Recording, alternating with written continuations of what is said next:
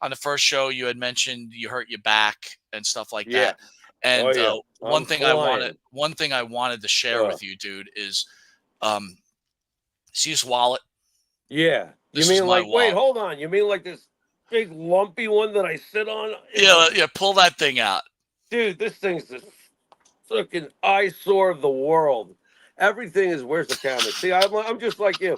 Look at this. It's got like hair things sticking out of it because it's so old and withered.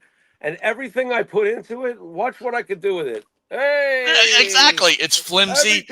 everything falls the fuck out. Now this is my fault, by the way, because I can't seem to find a decent wallet. Do you have any tips for Well, this loser? it's funny you brought that This up, is man. And this is why ridiculous. we've got Get back out of here. problems. So for old men like us, and even for young people, I ran into this company called Ridge, right? Okay. Okay. Ridge. I like the name to begin with. RIDGE, right? Yeah, that's fine. Look at this wallet, right? Carries everything you need, right? And look It's at this. compact. It's compact, and just like Okay. this, you push Okay. down, you Yeah. fan it Yeah. out. You need a credit card, I got to pay for something.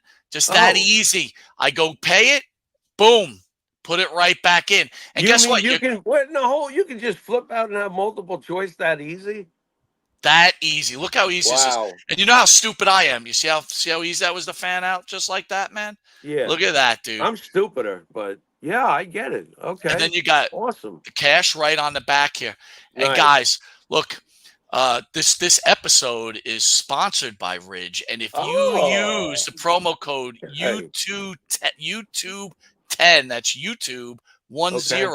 you Okay. receive 10% off any Ridge product. Guys, I'm telling you, man. Look at the difference. Look at the difference. You've got to use Ridge. Monty and the Pharaoh are telling you, please support Monty and the Pharaoh. And guess what? They've got other cool stuff because I'm an asshole. I just dropped it. Hold on. It's all the way over there. Oh no. Only Monty will do this, folks. They Wait, also sell. how's your back? You okay picking that thing up? Well, since I've been using Ridge, my back is like 100% better. All right. Also, dude, check this out. There From it is. Ridge, I ordered this. What Right? do you I know got? you're recently married, right? Yeah. Yeah. 24 carat gold plated ring. Look how beautiful that thing is, right? Ridge.com. Again, use YouTube 10 to receive 10% off. And guess what? If you're a working man and you're working with electric, you don't want to be using gold. You want to burn yourself. They also come with a nice rubber ring that you can wear. They got Because those we all cool know the black wives. ones. Yeah, That's right. nice. And the wives don't want to, they get pissed off if you stop using their shit, right? Or showing you married because it's some hot girl. She doesn't see you married. She's jumping all over your shit. Oh, Especially wonderful. if you're using the Ridge wallet, dude. Nice. Look at that. Look how thin that thing is, Jimmy. Does it come in different colors and stuff? I mean, that's perfect. You know what? You're brilliant. And guess what they just came out with? NFL team Ridges. Ooh. So if you're a Jet fan and you want to show your Jet color, or you're a Yankee fan, you can wear your Yankee fan Ridge. Okay. So anyway, I recommend that, and very nice. Well, we hopefully thank you to Ridge. Going up. Thank you to Ridge. I agree. Thank you very much.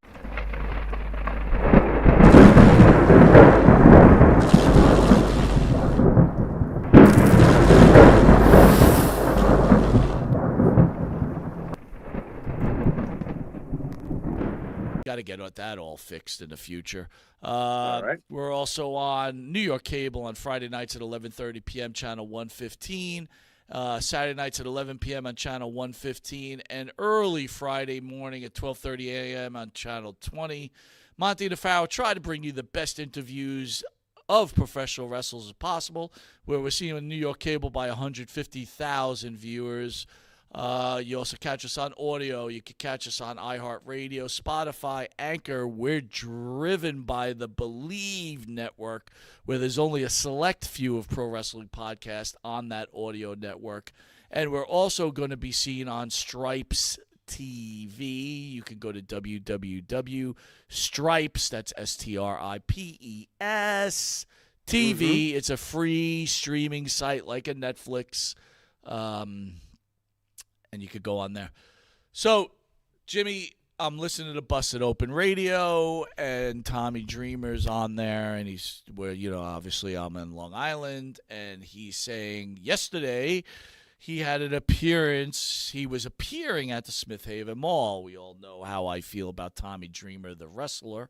Don't really know him as the person. But I said, fuck, maybe I'll just go down there and get a picture with him on a Monty Nefaro shirt, because he certainly is not a fan of ours. And I thought it would be kind of funny, and then I could post it on Facebook and make everybody laugh. Unfortunately, I didn't get a chance to go down there because work just took way too much of my time yesterday, which I wasn't happy about because I really did want to go down there. And it was actually, I give the guy kudos. He was down there for the kid Toys for Tots for Merry Christmas, so I wanted to bring a toy down there. So kudos to Tommy Dreamer for being down there. So I missed that picture or that opportunity to have fun with. But I was listening to him on his show when he was announcing this, and he was talking about like jealousy and things like that. And, when we had the ECW group in here, both Francine and I think the Sandman both appeared on NXT along with Bubba Ray, I think, right? And Tommy Dreamer was speaking how he wasn't invited and how it upset him and that he was such a big part of ECW. It really offended him, and he didn't know how he was going to talk about it the next day on Busted Open Radio without being angry. It was a very good, candid discussion that he was having with himself because he's doing the show himself. But then I started thinking to myself, put all the hatred, the dislike I have for him as a wrestler aside, and I wanted to ask you, does Tommy Dreamer overrate himself as a wrestler? As far as his contributions to ECW? As far as his contributions to professional wrestling. Hard for me to say. I don't listen to Tommy Dreamer the way you do. Do I think that Tommy Dreamer has made the most out of what he did in his professional wrestling career to be where he's at right now with podcasting? Oh, hell yeah. Absolutely. His WW, anything outside of ECW to me, and I was not even a fan of his in ECW, is nothing to write home about. Nothing great. However, Tommy Dreamer in ECW, whether I like it or not, is irrelevant. Tommy Dreamer is an ECW legend. Always was when he was there, was one of the main event guys, was beloved. I can understand completely why Tommy Dreamer would be upset for not being invited that night. But again, I don't know what his dynamics are with WWE currently. I don't know who he's getting along with over there and who he's not. But should he have been invited that night? Well, let me ask you something. You said something very, very smart, right? You said his contributions to ECW were immense, right? They were. But B40 brings up a good point, and I'm going to agree with him on this, and I know you're a huge ECW fan. Yeah, go ahead. In the history of ECW, and B40 says ECW as a company was overrated. I'm gonna correct that statement and say this. ECW in the history of professional wrestling is a pimple on a fat man's ass. Did it have influence? Yes, just like a pimple does, right? It hurts. You got to pop it, whatever. Did it change the business? Yes, for a very small group of people. Like you had just said, 83 people in a room with a kabillion people. Mike, what are you getting all pissed off about? 600,000 people loving an organization with a wrestling fans, and we'll say 3.5 million. Not such a big deal. You want to answer that one? ECW historically being referred to as a pimple on an ass is an absolute joke to me. I disagree 1 kabillion percent. While it may have not been a big time promotion, in the scheme of things, historically, it turned out to be a landmark promotion. All right, we're not talking about, I don't know, you can give me any old school territory that was not the NWA, that was not AWA. You can give me a lot of them, and I'll go, yeah, well, it did not have the historical impact and influence on this business the way ECW Georgia Championship had. Wrestling or ECW? Of course, Georgia Championship Wrestling. Hold on. Let's not get stupid. Memphis Wrestling or ECW? Of course, Memphis Wrestling. All right, hold on. Okay. Give me a second. I'm just thinking through it. NWA or AWA. Outside of that, if you start throwing to be fair, dude, to be honest with you, NWA was the entire United States. So for me to pick a region would be NWA. Don't forget about companies like ICW or CWA or even down in Puerto Rico. Puerto Rico did not have the influence on American wrestling the way ECW has. Let's not get silly. How about here. Stampede Wrestling? Stampede Wrestling is a totally different ball game. All right, now you're talking Canada. Now we get mat wrestling. We get tough mat wrestling. There's different things. You see what ECW had. All right, I think Jimmy, hold on. I think the question to you then is this. You're right. Pimple on an ass is an unfair That's ridiculous. example. You're right. It's ridiculous. But is ECW overrated by people that want it to be overrated? I don't know what overrated means here. Do you think is that it remembered as being this huge thing that changed the industry? Well, it should not be remembered as this huge thing, because then you're lying to yourself, because it was not this huge thing. It was a secret that purists fell in love with for the oddest of reasons, because ECW was the only program at the time that was giving you both things that we see today in wrestling. Incredible acrobatic mat wrestling, Rob Van Dam and Jerry Lynn, and was giving us the extreme that became tables, ladders, and chairs.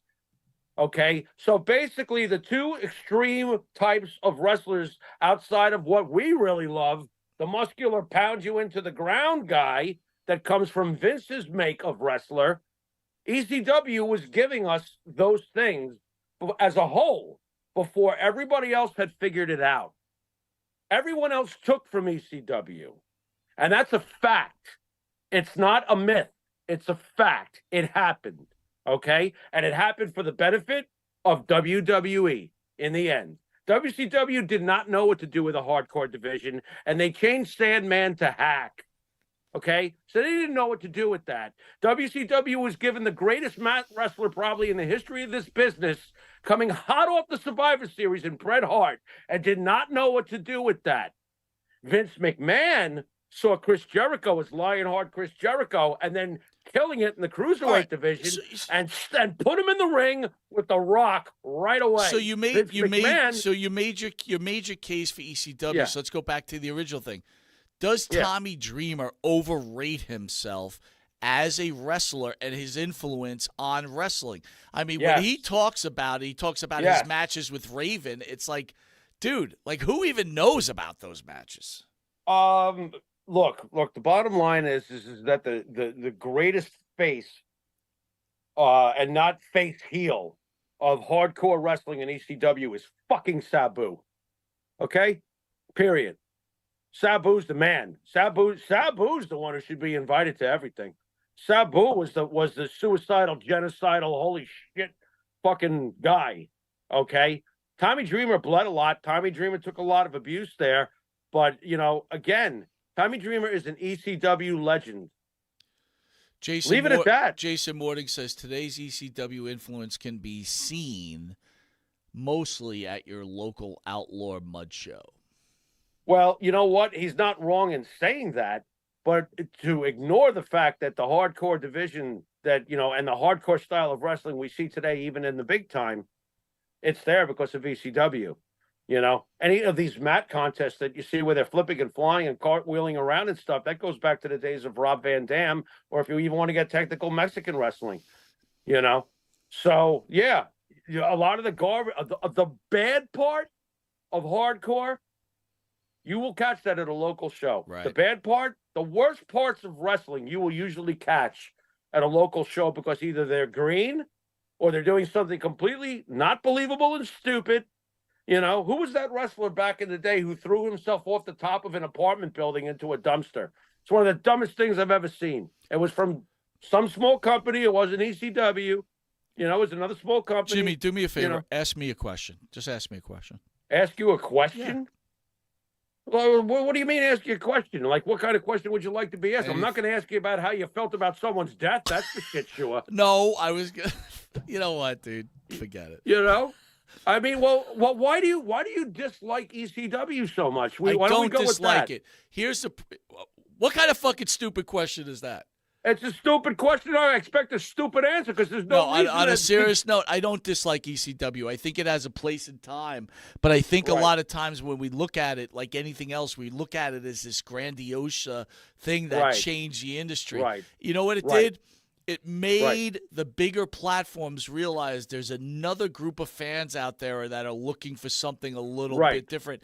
The Right. one thing that I would give ECW credit for, and I'm not even giving ECW the credit, I got to give Bischoff and WCW, is they made wrestling more real. They started using real names. If you want to Right. give ECW the credit for that, I guess kind of, maybe, sort of.